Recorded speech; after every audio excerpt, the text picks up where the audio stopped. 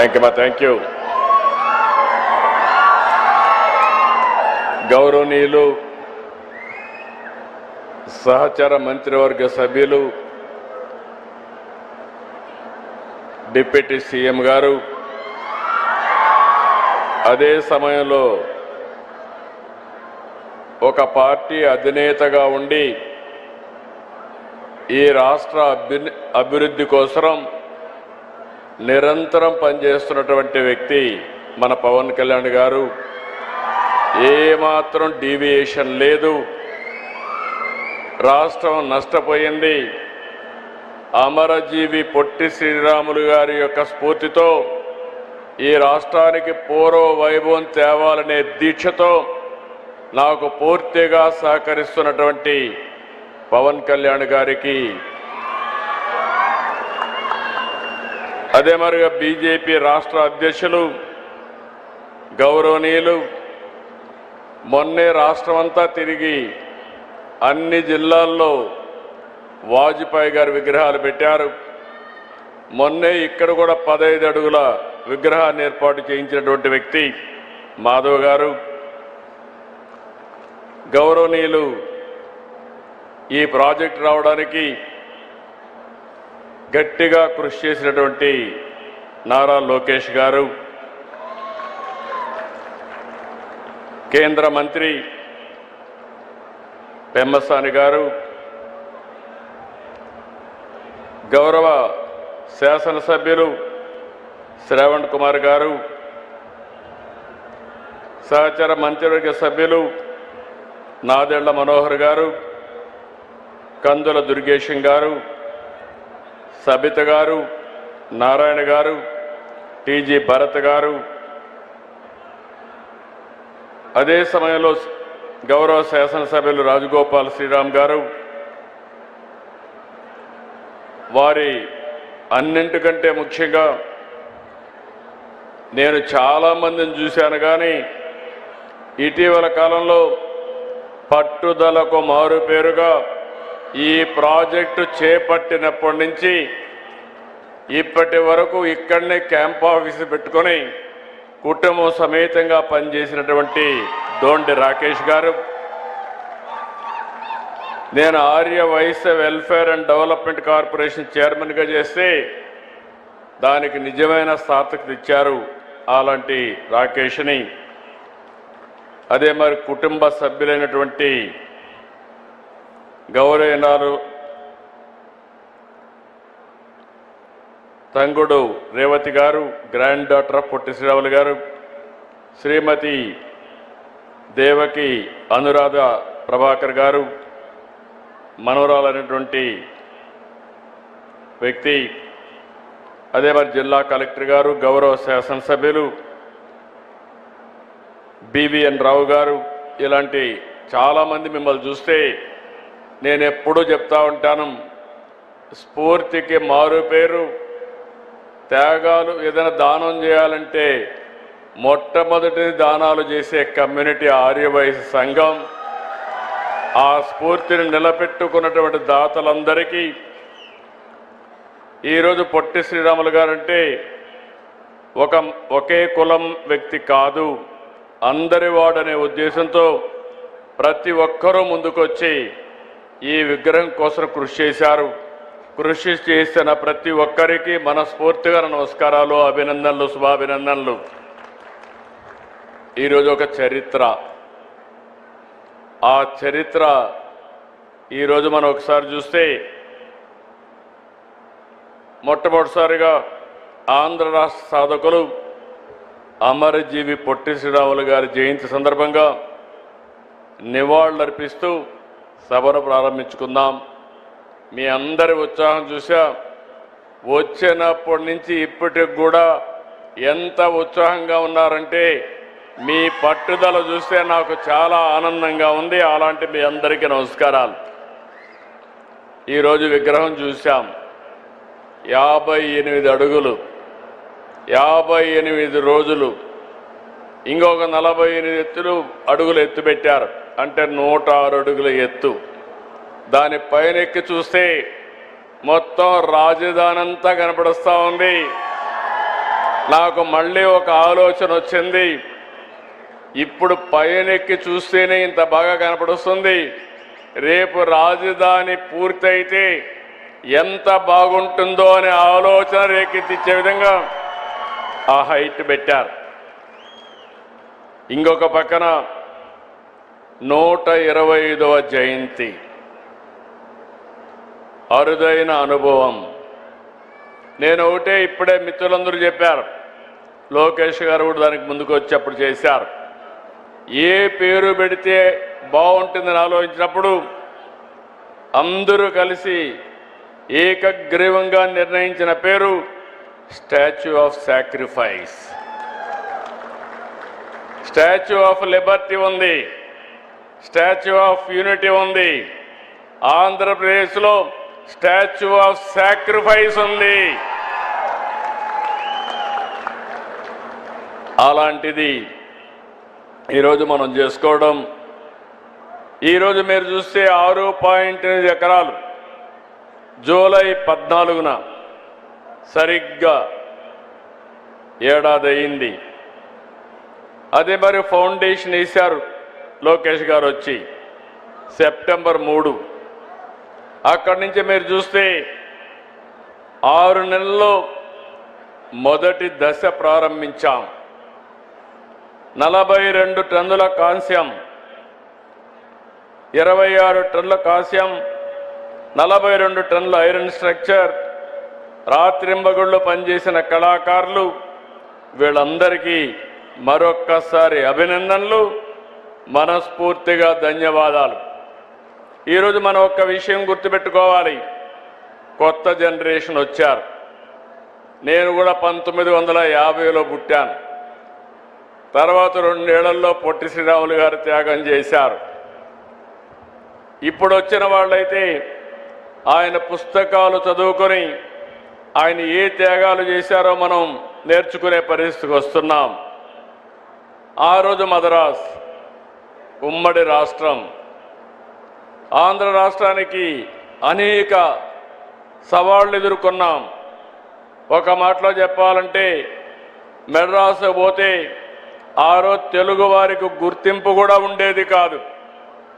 అలాంటి పరిస్థితిలో స్వాతంత్రం కోసం పోరాడినప్పుడు పొట్టి శ్రీరాములు గారు గాంధీజీ నాయకత్వంలో పనిచేయడం, అనేక రకాలైనటువంటి సామాజిక ఉద్యమాల్లో భాగస్వాములయ్యారు. అయితే ఇన్ని సంవత్సరాలుగా మీరు ఇంకొక విషయం గుర్తుపెట్టుకోవాల్సింది, గాంధీజీ మనందరికీ స్వాతంత్రం కోసం పోరాడి సాధిస్తే అహింసా విధానాన్ని ఆ రోజు ఆయన పాటిస్తే పొట్టి శ్రీరాములు గారు ప్రాణత్యాగం చేసి ఆత్మార్పణ చేసి మనకు ఈ రాష్ట్రాన్ని సాధించి పెట్టాడు.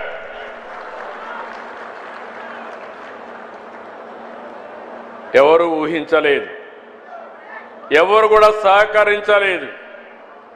ఓసారి అలాంటి సమయంలో మీరు చూస్తే చాలామంది వ్యక్తులు చెప్పారు, అవన్నీ నేను చెప్పడం లేదు.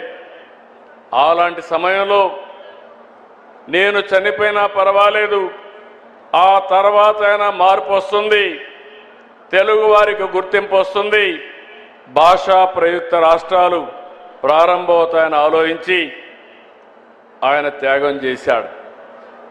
ఈరోజు మనం గుర్తుపెట్టుకోవాలి, భారతదేశంలో పొట్టి శ్రీరాములు గారు త్యాగం చేసిన తర్వాత భాషా ప్రయుక్త రాష్ట్రాలకు నాంది పలికింది. ఆ తర్వాతనే అన్ని రాష్ట్రాలు వచ్చాయి. దానికి కారకులు పొట్టి శ్రీరాములు గారని చెప్పి కూడా మీకు తెలియజేస్తున్నా. ఇంకొక పక్కన అనేక ఉద్యమాల్లో ఆయన పార్టిసిపేట్ చేశాడు. 5 దశాబ్దాల్లో అనునిత్యం అనేక విషయాల్లో పోరాటం చేశారు. ఇప్పుడే మనం ఏవి చూశాం, ఆయన సతీమణి పిల్లలు చనిపోయినప్పుడు, తల్లి చనిపోయినప్పుడు ఆయన ఒకటే ఆలోచించారు, ఈ దేశం కోసం నేను త్యాగం చేయాలి, అంకిత భావంతో పనిచేయాలని పనిచేసే పరిస్థితికి వచ్చారు. మనందరం గుర్తుపెట్టుకోవాలి, ఆయన కూడా మనమారుగానే ఒక సాధారణ కుటుంబంలో పుట్టారు. 1946 నెల్లూరు జిల్లా మూలపేటలోని దేవాలయాలకు వెళ్ళి దళితులకు ప్రవేశం కల్పించారు. 48లో వార్దాలో దళిత దినోద్ధరణ కోసం 29 రోజులు నిరాహార దీక్ష చేశారు. అదే సమయంలో మెడ్రాస్లో మీరు చూస్తే 1952 అక్టోబర్ 19 దీక్షకి దిగారు. 58 రోజుల త్యాగం గురించి అందరూ చెప్పారు, నేను ఎక్కువగా చెప్పక్కర్లేదు. 58 రోజులు కనీసం నీళ్లు కూడా దాక్కుండా కఠోరమైన దీక్ష చేసి ప్రాణ త్యాగం చేసిన వ్యక్తి పొట్టి శ్రీరాములు గారు. ఆయన త్యాగాన్ని శాశ్వతంగా గుర్తుపెట్టుకోవాల్సింది తెలుగు జాతి అని కూడా మరొక్కసారి విజ్ఞప్తి చేస్తున్నాను. అయితే మనకు ఓసారి కొన్ని సమస్యలు, తెలుగు జాతి అనేక సమస్యలు ఎదుర్కొంది, ఇప్పటికి కూడా ఎదుర్కొంటూనే ఉంది. ఈరోజు మీరు చూస్తే ఒకప్పుడు చెన్నై మన రాజధాని, ప్రెసిడెన్షియల్ గవర్నమెంట్ ఉన్నప్పుడు ఏది మెడ్రాస్ ప్రావిన్స్ కింద మనం అందరం కూడా చెన్నైకి పోయేవాళ్ళం. తెలుగు జాతి కూడా అనేక సందర్భాల్లో అనేక విధాలుగా విడిపోయింది, అనేక విధాలుగా కలిసింది, అనేక సమస్యలు కూడా ఫేస్ చేసి ఈరోజు మీరు చూస్తే తెలుగు వారికి 2 రాష్ట్రాలు ఉండేది భారతదేశంలో, ఒకే ఒక జాతికి, అది కూడా తెలుగు జాతికి హైదరాబాద్, తెలంగాణ, ఇక్కడ వచ్చి ఆంధ్రప్రదేశ్. మొట్టమొదటిసారిగా ఆ రోజు కూడా మనం గుర్తుపెట్టుకోవాలి, తెలుగు జాతికి ఒక మాటలో చెప్పాలంటే ఐకమత్యం తక్కువ. ఆ రోజు కూడా మన వాళ్ళు విభేదించారు. ప్రాణ త్యాగం చేసి పొట్టి శ్రీరాములు గారు త్యాగం చేసి తెలుగు భాషా ప్రయుక్త రాష్ట్రాన్ని ఇప్పిస్తే ఎక్కడ పెట్టాలని ఆలోచించి కొంతమంది కర్నూలు, కొంతమంది విజయవాడ, కొంతమంది విశాఖపట్నం, ఫైనల్గా కర్నూలు రాజధానిగా గుంటూరు హైకోర్టు పెట్టి రాజీ ఫార్ములాకు వచ్చారు. ఆ రోజు కూడా ఒకటే ఆలోచించారు, మళ్ళీ హైదరాబాద్ పోతున్నాం, తెలుగు రాష్ట్రం ఒక రాష్ట్రంగా ఉంటుందని ఆలోచించి పెడితే మళ్ళీ 1953 అక్టోబర్ 1న కర్నూలు రాజధాని, 1956 నవంబర్ 1న హైదరాబాద్ రాజధానిగా ఆంధ్రప్రదేశ్ రాష్ట్ర అవతరణ, మళ్ళీ 2014 జూన్ 2న నవ్యాంధ్ర ఆవిర్భావం. ఏ రాష్ట్రం కూడా ఇన్ని సమస్యలు ఫేస్ చేయలేదు. అదే సమయంలో మళ్ళీ ఒకసారి చూస్తే 1924 3 ముక్కలాట, 3 రాజధానులు, అసలు రాజధానే లేకుండా చేసే పరిస్థితికి వచ్చారు. అంటే దీన్ని చూసిన తర్వాత మనందరం గుర్తుపెట్టుకోవాల్సింది 1924 ఈరోజు ఇక్కడ చూస్తున్నాం. నేను ఎప్పుడు ఆలోచిస్తాను, ప్రజా రాజధాని ఈ అమరావతి, దేవతల రాజధాని అమరావతి. దేవతలు ఉండేది అమరావతిలో. ఇక్కడ ఈ కలియుగంలో మనమందరం ఉండబోయేది అమరావతి అని మరొకసారి మీకు గుర్తు చేస్తున్నాను. అలాంటి రాజధానిని ఎన్ని ఆటలాడారంటే చాలా బాధేస్తుంది. శ్మశానం అన్నారు, ఎడారన్నారు, ఇది లాభం లేదన్నారు. ఏదైతే పొట్టి శ్రీరాములు గారి త్యాగాన్ని బిగినింగ్లో గుర్తించలేదో, ప్రాణ త్యాగం చేసిన తర్వాత ఏ విధంగా అయితే గుర్తించారో ఇక్కడ కూడా ఒక త్యాగం ఉంది. ప్రపంచంలో ఎక్కడా జరగలేదు. 29,000 మంది రైతులు, 33,000 ఎకరాలు, ఒక్క పైసా తీసుకోకుండా ల్యాండ్ పూలింగ్ లో ల్యాండ్ ఇచ్చారంటే అదొక స్ఫూర్తి, ఇదొక చరిత్ర. మన దగ్గర డబ్బులు లేవు. డబ్బులు లేకపోతే అమరావతి కట్టాలి. నేను ఒకటే ఆలోచించాం, అమరావతి కట్టాలంటే డబ్బులు లేనప్పుడు ఏం చేయాలని ఆలోచించినప్పుడు మీలో కూడా కొంతమందికి ఆలోచనలు వస్తూ ఉంటాయి. నాకు కొత్త ఆలోచన వచ్చింది. అదే ల్యాండ్ పూలింగ్. రాజధాని నిర్మాణంలో ప్రజల్ని భాగస్వాములు చేయడం, భాగస్వాములు చేసి తద్వారా వాళ్ళు బాగుపడతారు, రాజధాని కట్టడానికి సులభం అవుతుంది. అందుకే ఆ రోజు నేను ఆలోచించినప్పుడు ఒకటే చెప్పాను, ప్రతి సంవత్సరం మీకు కావలసినటువంటి కొంత డబ్బులు ఆర్థిక సహాయం చేస్తాం. అంటే ఈరోజు మీ ఆదాయాన్ని దృష్టిలో పెట్టుకొని యాన్యుటీ ఇస్తాం. 10 సంవత్సరాల తర్వాత మీరు అమ్ముకుంటే దానివల్ల మీ ఆదాయం పెరుగుతుంది, మీకు కూడా పేరు వస్తుంది, రాజధానికి ఇచ్చిట్టని చెప్పాం. నేను గర్వపడుతున్నా, మా మాట నమ్మారు. 33,000 ఎకరాలు ల్యాండ్ ఇచ్చారు. ల్యాండ్ ఇచ్చిన దానికి కొన్ని ఇబ్బందులు పాలయ్యారు. 1924 రైతుల పోరాటం అమరావతి చరిత్రలో శాశ్వతంగా ఉంటుందని మరొకసారి మీ అందరికీ విజ్ఞప్తి చేస్తున్నాను. వారికి కూడా పొట్టి శ్రీరాములు గారు కల్లో కనపడి నేను త్యాగం చేశాను, మీరు కూడా పోరాడమని స్ఫూర్తి ఇచ్చి పోరాటం చేయించాడు. ఆ స్ఫూర్తితోనే ముందుకు పోయారు. అందుకే మనం చరిత్రలో మంచిని చెడుని రెండు కూడా గుర్తుపెట్టుకోవాల్సిన అవసరం ఉంది. మళ్ళీ నేను పవన్ కళ్యాణ్ గారు మేము ఆలోచించాం, అనునిత్యం ఒకటి ఆలోచించాం. విధ్వంసం జరిగింది, రాష్ట్రం యొక్క బ్రాండ్ దెబ్బతినింది, తెలుగు జాతి నష్టపోయింది. మళ్ళీ ఏం చేయాలని ఆలోచించి ఒకే మాట మీద నిలబడ్డాం. ఈ రాష్ట్ర పునర్నిర్మాణం కోసమే జనసేన, తెలుగుదేశం, బీజేపీ మూడు కలిసి ఎన్డీఏ కూటమి పెట్టుకున్నాం. ఆ కూటమి 21 నెలలు మంచి ఫలితాలు వచ్చాయి. ఈరోజు మీరు చూస్తున్నారు, ఎక్కడికక్కడ సంక్షేమ కార్యక్రమాలు చేపట్టాం, అభివృద్ధి కార్యక్రమాలు చేశాం. పోలవరం ఆంధ్రప్రదేశ్కు జీవనాడి. పోలవరం పూర్తయితే మన జీవితాలు బాగుపడతాయి. అలాంటి పోలవరం ప్రాజెక్ట్ని విధ్వంసం చేసే పరిస్థితికి వచ్చారు.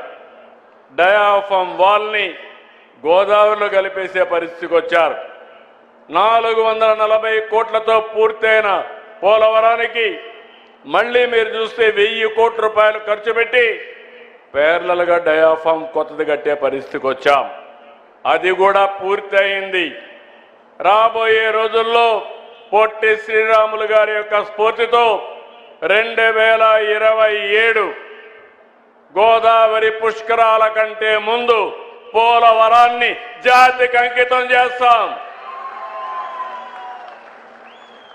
అదేవిధంగా ఏదైతే ఇక్కడ మనం కూర్చున్నామో, ఈరోజు ఫౌండేషన్ వేశామో, దీనికి ఒకటే మీ అందరికీ విజ్ఞప్తి చేస్తున్నాం. ఇది అమరావతి తెలుగు ప్రజల గౌరవానికి, ఆత్మవిశ్వాసానికి, ఆత్మ గౌరవానికి సంబంధించిన విషయం. ప్రతి ఒక్కరూ గుర్తుపెట్టుకోవాలి.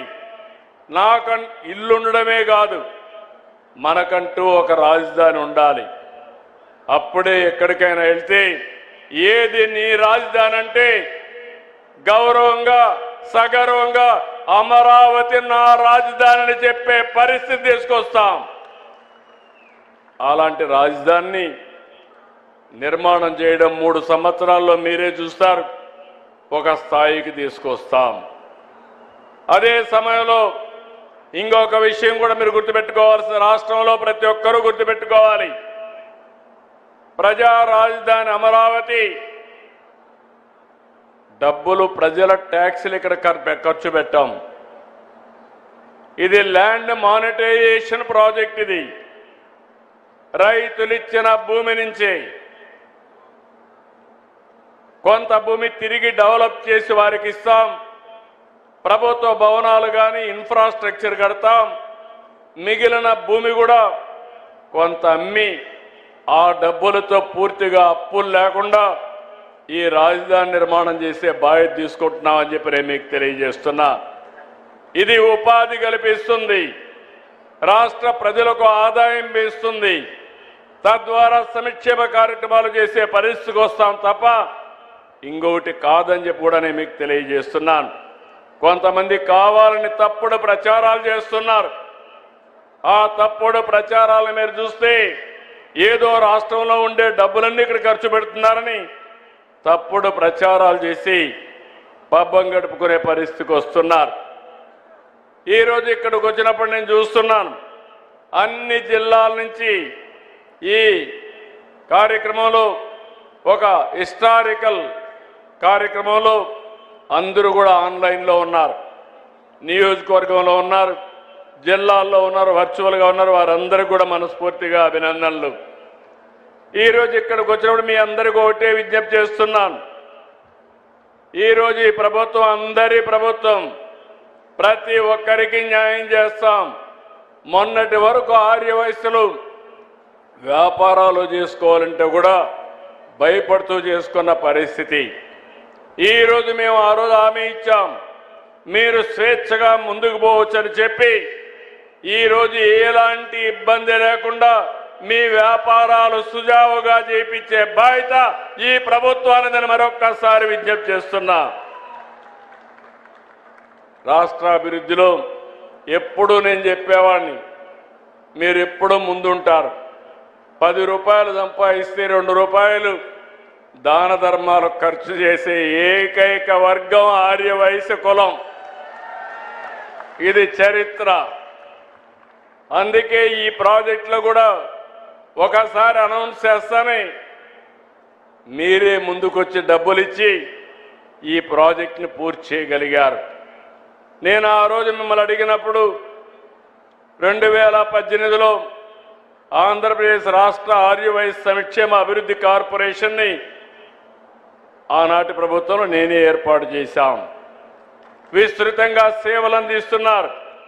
నేను ఒక మాట ఇచ్చాం, నేను కానీ పవన్ కళ్యాణ్ గారి శ్రీ వాసవి కన్యక పరమేశ్వరి ఆత్మార్పణ రోజును ప్రతి సంవత్సరం రాష్ట్ర ప్రభుత్వ కార్యక్రమంగా నిర్వహిస్తామని చెప్పాం,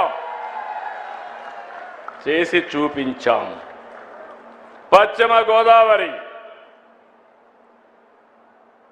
వాసవి అమ్మ పుట్టిన ప్రాంతం పెనుగొండ. ఆ ఊరిని వాసవి పెనుగొండగా మారుస్తామని వాసవి పెనుగొండగా మార్చాం. మీ సెంటిమెంట్ని గౌరవించాం. ఇప్పుడే మా మిత్రుడు పవన్ కళ్యాణ్ గారు జేజేఎం ప్రతి ఒక్కరికి ఇంటికింటికి నీళ్లు ఇచ్చే కార్యక్రమానికి అమరజీవి జలధారగా నామకరణం చేశారు. ప్రతి ఒక్కరికి గుర్తుంటుంది, నీళ్లు తాగేటప్పుడు అమరజీవిని గుర్తు చేసుకొని ఆ మహనీయుడి వల్ల ఈరోజు కొళ్ళాయి ద్వారా మేము నీళ్లు తాగుతున్నామని గుర్తు తెచ్చే విధంగా శాశ్వతంగా ఈ కార్యక్రమాన్ని చేపట్టాం. ఇంకొక పక్క మొన్నే ఒక రిక్వెస్ట్ చేశారు. ఆర్య వయస్సుల్లో వివిధ నేములు పెట్టి కొంత ఇబ్బంది, కోమటి, గుప్తా, వైశ్య, శెట్టి అని ఉన్నాయి. అందరిని కలిపి ఒకే పేరుతో పిలిస్తే బాగుంటుంది. ఆర్య వైశ్య అని అడిగారు. తొందరలోనే ఆర్య వైశ్య పేరుతో అందరినీ ఒకే కేటగిరీ కింద తీసుకొస్తాం. జీవో కూడా ఇష్యూ చేస్తామని చెప్పి నేను మీకు తెలియజేస్తున్నా. ఈరోజు నేను ఒకటే మిమ్మల్ని అందరినీ కోరుతున్నాను, బడ్జెట్లో ప్రాధాన్యత ఇచ్చాం. అభివృద్ధిని, సంక్షేమాన్ని సమతూకంగా సుపరిపాలన సాగిస్తున్నాం. నా ఆలోచన ఒకటి, మా ఆలోచన ఒకటి, healthy, wealthy, happy society. Andhra Pradesh రాష్ట్రంలో అందరూ ఆరోగ్యంగా ఉండాలి, ఆనందంగా ఉండాలి, ఆదాయాన్ని కూడా సంపాదించే పరిస్థితి రావాలి, అందరి జీవన ప్రమాణాలు మెరుగుపడాలి. అలాంటి చేయగలిగినప్పుడు, అందరికీ న్యాయం చేయగలిగినప్పుడు పొట్టి శ్రీరాములు గారికి నిజమైన నివాళులు మనం అర్పించినట్టు అవుతుంది. దానికోసం మేము పనిచేస్తామని చెప్పి కూడా నేను మీకు తెలియజేస్తున్నా. నేను ఒకటే ఈ సందర్భంగా అందరికీ విజ్ఞప్తి చేస్తున్నాను. ఈరోజు మీరు చూస్తున్నారు, యుద్ధాలు జరుగుతున్నాయి. దీనివల్ల కొన్ని సమస్యలు వస్తాయి. అయినప్పటికీ మన ప్రధానమంత్రి నరేంద్ర మోడీ గారు చాలా సమర్థవంతంగా ఇబ్బందులు తగ్గించడానికి అన్ని చర్యలు తీసుకుంటున్నారు. ఓసారి ఇది మన చేతుల్లో లేదు. ప్రపంచం మొత్తం మీరు చూస్తే మొత్తం అతలాకుతలమయ్యే పరిస్థితి వచ్చింది. ఎక్కడికక్కడ సప్లై చైన్ అంతా కూడా డిస్టర్బ్ అయింది. దీనివల్ల వంట గ్యాస్ కానీ, అదే మరి మనం పండించే పంటలు కానీ, చేసే ఉత్పత్తులు కానీ అంతర్జాతీయ మార్కెట్లోకి అమ్మలేకపోతున్నాం. ఇలాంటప్పుడు కొన్ని ఇబ్బందులు వస్తాయి. రేపు రాబోయే రోజుల్లో యుద్ధం తర్వాత కూడా దీని పరిణామాలు ఉంటాయి.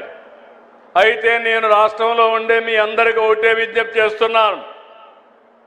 ఈరోజు పొట్టి శ్రీరాములు గారు త్యాగం చేశారు. ఆయన బలిదానమే, ఆయన యొక్క ఆత్మార్పణే ఈరోజు మనమందరం కూడా తెలుగు మాట్లాడేవాళ్ళం ఒక రాష్ట్రంగా ఏర్పడ్డాం. అదే సమయంలో మనలో కూడా ఒక ఆలోచన రావాలి. మనం చేసే ప్రతి ఒక్క పని కూడా రాబోయే రోజుల్లో మంచి ఫలితాలు ఇచ్చే విధంగా మనం పనిచేయాల్సిన అవసరం ఉంది. ఈరోజు ప్రపంచమంతా కూడా యుద్ధాలు జరిగినప్పుడు, అనేక సమస్యలు వచ్చినప్పుడు మనం కృంగిపోతే నష్టపోతాం. అదే సమయంలో సరైన నిర్ణయాలు తీసుకోకపోతే తీవ్రంగా నష్టపోతాం. మన చేతుల్లో ఉండే నిర్ణయాలన్నీ మనం తీసుకుందాం. మేము ప్రభుత్వం కూడా సమీక్షలు చేస్తాం. ఎప్పటికప్పుడు మీకు గైడెన్స్ ఇస్తాం. ఈరోజు అవన్నీ చేస్తున్నాయి. ఇలాంటి కష్టకాలంలో సమిష్టిగా స్ఫూర్తిదాయకంగా ముందుకు పోయి మనం పనిచేయగలిగితే రాబోయే రోజుల్లో దీనికి మెరుగైన ఫలితాలు వస్తాయని చెప్పి కూడా నేను మీకు తెలియజేస్తున్నా. అందుకే మనమందరం ఎప్పటికప్పుడు గుర్తుపెట్టుకోవాల్సింది, ఇలాంటి మహనీయులందరూ ఎన్నో త్యాగాలు చేశారు. దేనికోసం త్యాగాలు చేశారని మనం ఆలోచిస్తే జాతి కోసం త్యాగాలు చేశారు. మనమందరం ఆలోచించాల్సింది, అలాంటి త్యాగాలు నిరంతరం ముందుకు పోవాలంటే జాతి కూడా గుర్తుపెట్టుకొని ఏ సమయంలో ఏ విధంగా యాక్ట్ చేయాలనో ఆ విధంగా యాక్ట్ చేయాల్సిన అవసరం ఉంది. నేను ఒకటే హామీ ఇస్తున్నాను. నాకెప్పుడు గుర్తుంటుంది, అమరజీవి పొట్టి శ్రీరాములు గారు త్యాగ ఫలితం ఈరోజు ఆంధ్ర రాష్ట్రం భాషా ప్రయుక్త రాష్ట్రం మనకు వచ్చింది. మొన్నటి వరకు ఒకసారి మీరు చూస్తే ఎన్టీ రామారావు గారు తెలుగుదేశం పార్టీ పెట్టే వరకు తెలుగు వారికి గుర్తింపు లేదు. ఈరోజు ప్రపంచం మొత్తం తెలుగు జాతికి గుర్తింపు తెచ్చిన వ్యక్తి నందమూరి తారక రామారావు గారు. ఈరోజు మళ్ళీ మిమ్మల్ని కోరుతున్నా, మనమందరం గట్టిగా పనిచేద్దాం. సమస్యలు వస్తాయి. అప్పుడప్పుడు కొన్ని మన చేతుల్లో ఉండేవి ఉంటాయి, కొన్ని బయట యొక్క పరిస్థితులు కూడా వస్తూ ఉంటాయి. బయట ప్రభావమే ఈరోజు యుద్ధం కానీ దీని పరిణామాలు. ఇలాంటి వచ్చినప్పుడు సమర్థవంతంగా ఎదుర్కోగలిగితే భవిష్యత్తు బాగుంటుంది. అందుకే నేను పిలిపిస్తున్నా. నా ఆలోచన ఒకటే, మా మిత్రుడు పవన్ కళ్యాణ్ గారి అదే మరిగా మన ప్రధానమంత్రి నరేంద్ర మోడీ గారు ఆయన ఒకటే ఆలోచిస్తున్నారు, వికసిత్ భారత్ 2047 భారతదేశం ప్రపంచంలోనే నెంబర్ 1 దేశంగా ఉండాలనేది ప్రధానమంత్రి యొక్క ఆలోచన. మా ఆలోచన భారతదేశాన్ని మొదటిగా స్థానం నిలబెడుతూనే తెలుగు జాతి ఆంధ్రప్రదేశ్ రాష్ట్రం భారతదేశంలోనే నెంబర్ 1 స్టేట్గా ఉండాలనేది మా ఆకాంక్ష. అప్పుడే మనం పొట్టి శ్రీరాములు గారికి నిజమైన నివాళులు అర్పించిన వాళ్ళు అవుతాం. ఆయన యొక్క వారసత్వానికి సార్థకత వస్తుంది. దీనికి మీరందరూ కూడా కృషి చేయాలని మరొక్కసారి కోరుకుంటూ, ఇలాంటి ఒక హిస్టారికల్ సంఘటనలో మనం అందరం భాగస్వాములు కావడం ఇది ఒక చరిత్ర. ఆయన చనిపోయినప్పుడు నేను 2 సంవత్సరాలు ఉన్నా, అప్పుడే పుట్టా. పవన్ కళ్యాణ్ గారు అప్పటికి పుట్టుండరు, కానీ చాలామంది వేదిక పైన పుట్టుండరు. కానీ ఈరోజు ఆయన విగ్రహం పెట్టడంలో, ఆయన స్ఫూర్తిని ముందుకు తీసుకుపోవడంలో మనందరం భాగస్వాములయ్యాం. ఇది మన పూర్వ జన్మ సుకృతంగా భావిస్తూ మరొక్కసారి మీ అందరికీ పేరు పేరున మనస్ఫూర్తిగా అభినందనలు, ధన్యవాదాలు. గట్టిగా చెప్పండి. అమరజీవి అంటే జోహార్ జోహార్, జోహార్ జోహార్, జోహార్ జోహార్.